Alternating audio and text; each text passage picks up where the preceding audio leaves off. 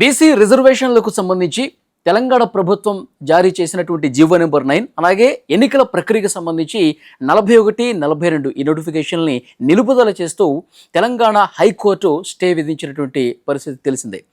అయితే ఈ కోర్టుకు సంబంధించిన ఆర్డర్ కాపీ బయటకు వచ్చింది. ఆర్డర్ కాపీలో చాలా స్పష్టంగా చెప్పారు, మేము ఈ ఎన్నికల ప్రక్రియకు సంబంధించి ఏవైతే ఈ రిజర్వేషన్లకు సంబంధించి తెలంగాణ ప్రభుత్వం ఇచ్చినటువంటి ఈ జీవోని ఈ నోటిఫికేషన్కి సంబంధించినటువంటి వీటిని మాత్రమే మేము స్టే ఇచ్చాం తప్ప ఎన్నికల ప్రక్రియకు కాదు అని కూడా చాలా స్పష్టంగా కోర్టు ఆర్డర్ కాపీలో ఉంది.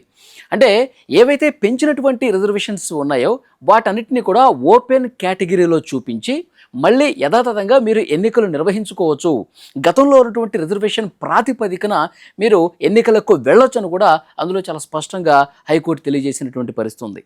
ఇప్పుడు తెలంగాణ ప్రభుత్వం పాత రిజర్వేషన్ల ప్రకారమే ఎన్నికలకు వెళుతుందా అన్నది కూడా చూడాల్సిన అవసరం కనిపిస్తుంది. తెలంగాణ ప్రభుత్వం అతి త్వరలోనే దీని మీద ఒక డెసిషన్ తీసుకొని పాత పద్ధతి ప్రకారం వెళ్ళాలా, లేదంటే లీగల్గా మరొకసారి ఫైట్ చేయాల్సినటువంటి అవసరం ఏమైనా ఉందా, దీని మీద ఒక డెసిషన్ తీసుకునే అవకాశం కూడా చాలా స్పష్టంగా కనిపిస్తోంది. అయితే గతంలో ఈ కొత్త జీవో కంటే ముందు, ఈ ఎన్నికల నోటిఫికేషన్ రాకంటే ముందు పాత దాని ప్రకారం రిజర్వేషన్లు ఒకసారి చూసుకుంటే ఎస్సీలకు 15% రిజర్వేషన్లు ఉండేది, ఎస్టీలకు 10% రిజర్వేషన్లు ఉండేది, ఓబీసీకి 25% రిజర్వేషన్ ఉండేది. మొత్తం కూడా 50% ఏదైతే సుప్రీంకోర్టు విధించినటువంటి పరిమితి ఉందో 50% రిజర్వేషన్లు దాటకూడదు అన్నటువంటి నిబంధన ఏదైతే ఉందో దానికి లోబడి గతంలో ఉండేది. ఇప్పుడు బీసీలకు 42% రిజర్వేషన్లు ఈ పెంచడం వల్ల అది 67% అయింది. ఇది పూర్తిగా 50% పరిమితికి లోబడి లేదు కాబట్టి దీన్ని నిలుపుదల చేస్తున్నాం. మేము ఎక్కడా కూడా ఎన్నికలు నిర్వహించొద్దు, ఎన్నికలు ఇప్పట్లో మీరు నిర్వహించొద్దు అని చెప్పి మేము చెప్పట్లా, కానీ పాత పద్ధతి ప్రకారం నిర్వహించుకుంటే ఇబ్బంది లేదు.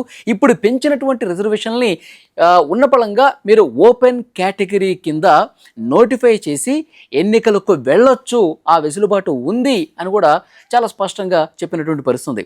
సో ఎన్నికల సంఘం కూడా దీనికి సపోర్ట్ చేసినటువంటి పరిస్థితి ఉంది. ఎన్నికల సంఘం హైకోర్టు ఆర్డర్ కాపీ మీద రియాక్ట్ అయినటువంటి పరిస్థితి కూడా ఉంది. సో డెఫినెట్గా తెలంగాణ ప్రభుత్వం తీసుకున్న డెసిషన్ బట్టి పాత రిజర్వేషన్ల ప్రకారమే 50% పరిమితికి లోబడే ఈ ఎన్నికల ప్రక్రియ సాగుతుందా, మరికొంత డిలే ఏమన్నా అవుతుందన్నది కూడా చూడాల్సినటువంటి అవసరం కనిపిస్తోంది.